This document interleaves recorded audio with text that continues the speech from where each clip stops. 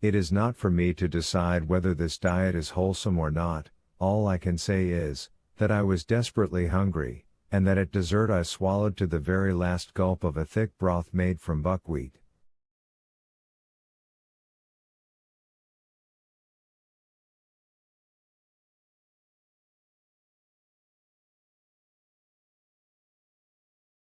As soon as the meal was over, the children disappeared, and their elders gathered round the peat fire, which also burnt such miscellaneous fuel as briars, cow dung, and fish bones.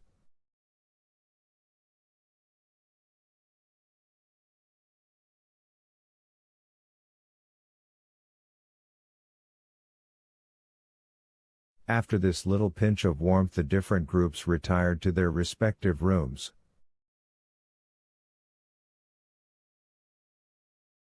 Our hostess hospitably offered us her assistance in undressing, according to Icelandic usage, but on our gracefully declining, she insisted no longer, and I was able at last to curl myself up in my mossy bed.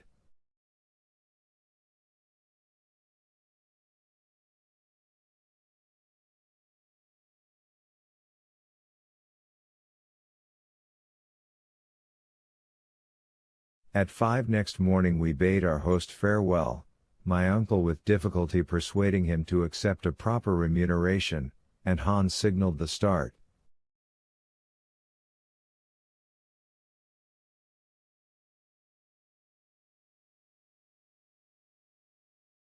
At 100 yards from Gardar the soil began to change its aspect, it became boggy and less favorable to progress.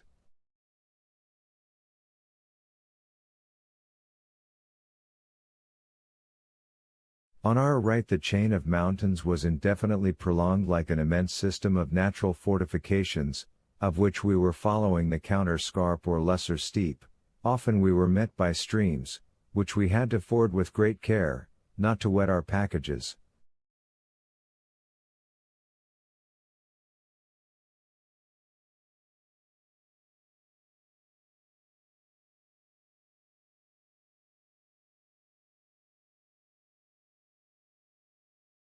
The desert became wider and more hideous, yet from time to time we seemed to descry a human figure that fled at our approach. Sometimes a sharp turn would bring us suddenly within a short distance of one of these specters, and I was filled with loathing at the sight of a huge deformed head, the skin shining and hairless, and repulsive sores visible through the gaps in the poor creature's wretched rags.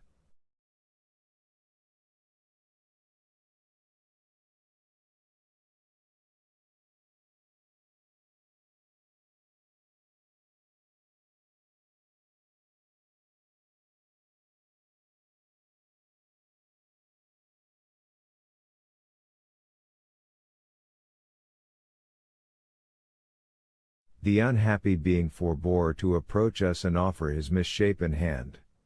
He fled away, but not before Hans had saluted him with the customary save or two.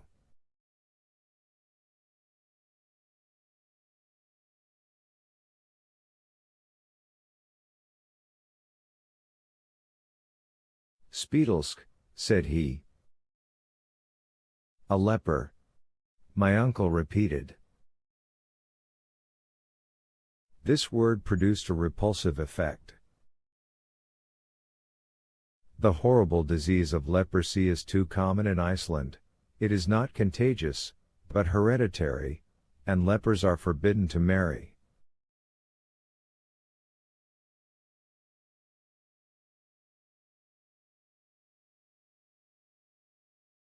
These apparitions were not cheerful, and did not throw any charm over the less and less attractive landscapes.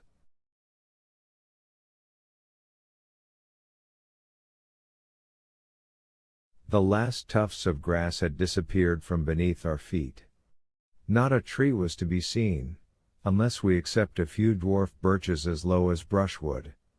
Not an animal but a few wandering ponies that their owners would not feed.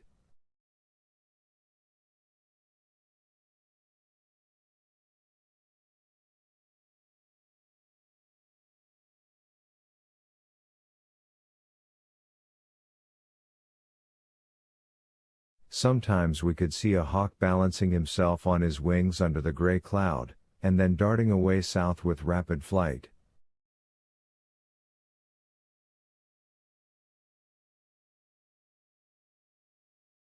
I felt melancholy under this savage aspect of nature, and my thoughts went away to the cheerful scenes I had left in the far south.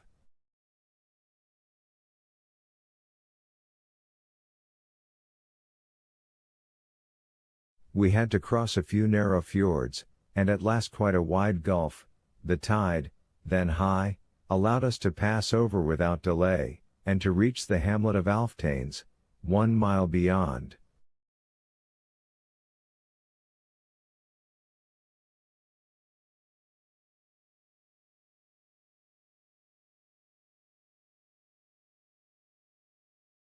That evening, after having forded 2 rivers full of trout and pike, called Alpha and Hetta, we were obliged to spend the night in a deserted building worthy to be haunted by all the elfins of Scandinavia. The Ice King certainly held court here, and gave us all night long samples of what he could do.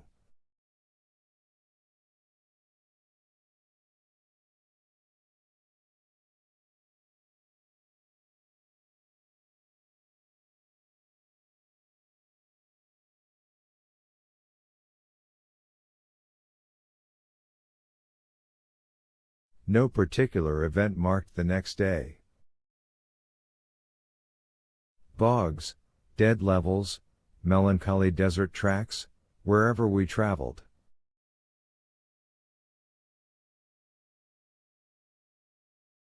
By nightfall we had accomplished half our journey, and we lay at Krosselt. On the 19th of June, for about a mile, that is an Icelandic mile, we walked upon hardened lava. This ground is called in the country Ron. The Rhine's surface presented the appearance of distorted, twisted cables, sometimes stretched in length, sometimes contorted together. An immense torrent, once liquid, now solid, ran from the nearest mountains, now extinct volcanoes, but the ruins around revealed the violence of the past eruptions.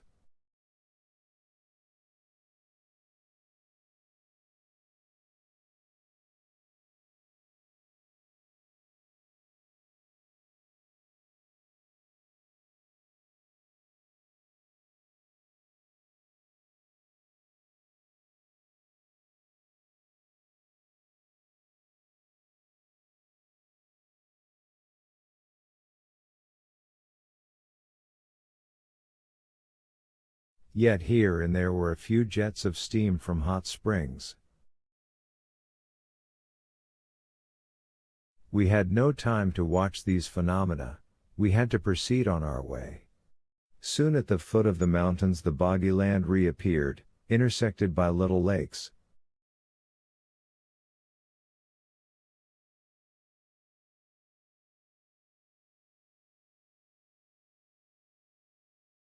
Our route now lay westward. We had turned the great bay of Faxa, and the twin peaks of Snæfell rose white into the cloudy sky at the distance of at least 5 miles.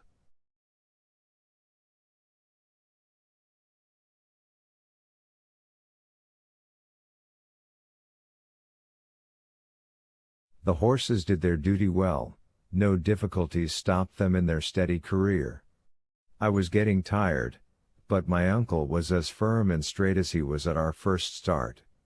I could not help admiring his persistency, as well as the hunters, who treated our expedition like a mere promenade.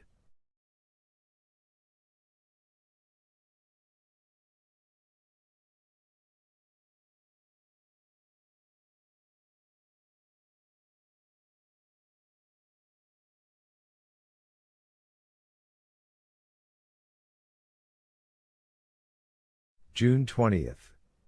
At 6 p.m. we reached Butter, a village on the seashore, and the guide there claiming his due, my uncle settled with him.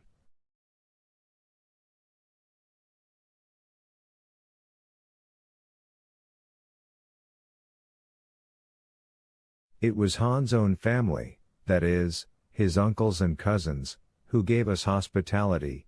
We were kindly received, and without taxing too much the goodness of these folks, I would willingly have tarried here to recruit after my fatigues.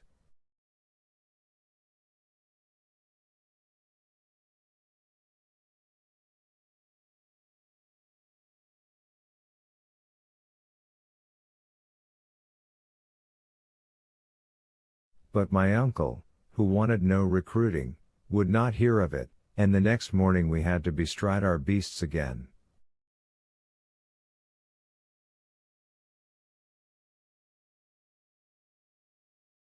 The soil told of the neighborhood of the mountain, whose granite foundations rose from the earth like the knotted roots of some huge oak.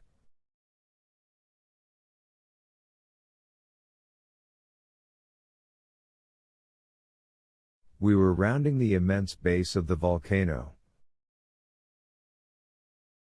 The professor hardly took his eyes off it. He tossed up his arms and seemed to defy it, and to declare,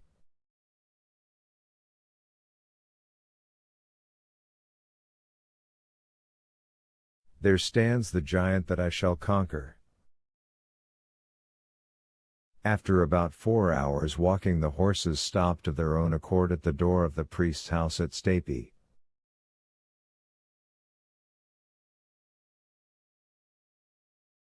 Chapter 14. But Arctics can be inhospitable, too.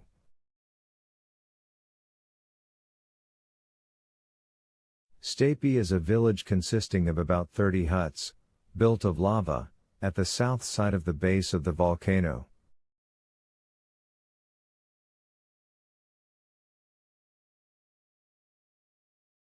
It extends along the inner edge of a small fjord, enclosed between basaltic walls of the strangest construction.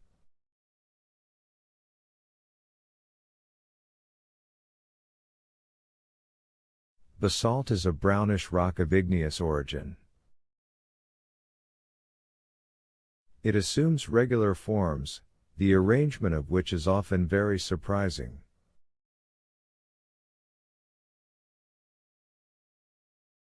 Here nature had done her work geometrically, with square and compass and plummet. Everywhere else her art consists alone in throwing down huge masses together in disorder. You see cones imperfectly formed, irregular pyramids, with a fantastic disarrangement of lines, but here, as if to exhibit an example of regularity, though in advance of the very earliest architects, she has created a severely simple order of architecture, never surpassed either by the splendors of Babylon or the wonders of Greece.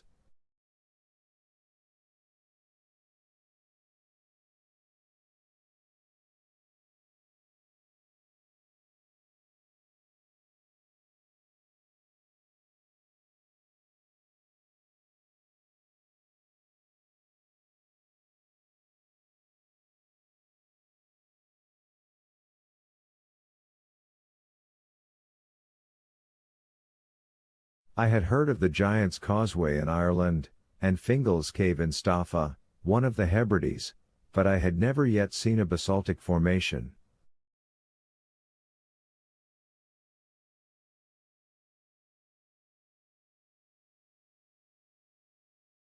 At Stapy I beheld this phenomenon in all its beauty. The wall that confined the fjord, like all the coast of the peninsula, was composed of a series of vertical columns 30 feet high.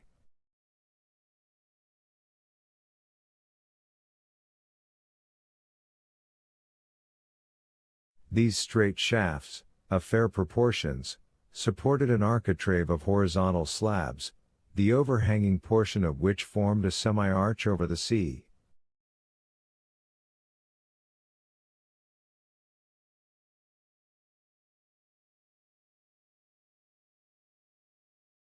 At intervals, under this natural shelter, there spread out vaulted entrances in beautiful curves, into which the waves came dashing with foam and spray.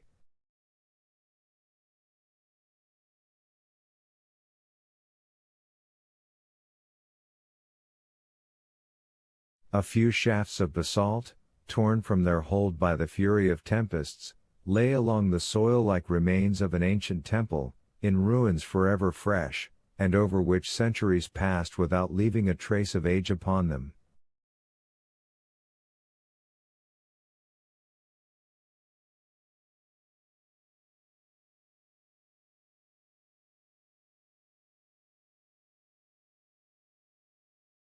This was our last stage upon the earth. Hans had exhibited great intelligence, and it gave me some little comfort to think then that he was not going to leave us.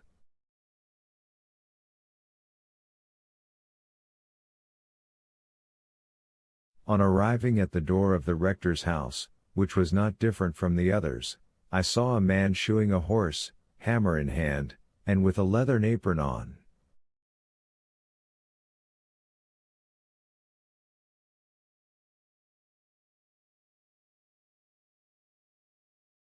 "Say where to," said the hunter. "God dag," said the blacksmith in good Danish. "Kierkegaard," said Hans, turning round to my uncle. "The rector," repeated the professor. "It seems, Axel, that this good man is the rector."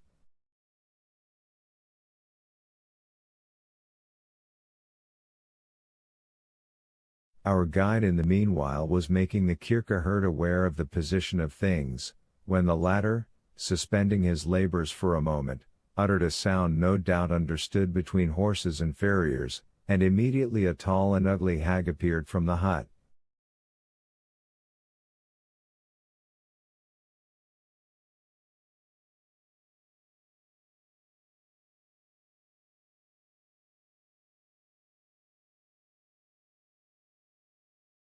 She must have been 6 feet at the least. I was in great alarm lest she should treat me to the Icelandic kiss, but there was no occasion to fear, nor did she do the honors at all too gracefully.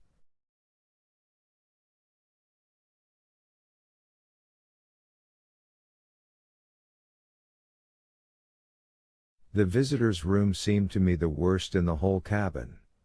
It was close, dirty, and evil-smelling. But we had to be content.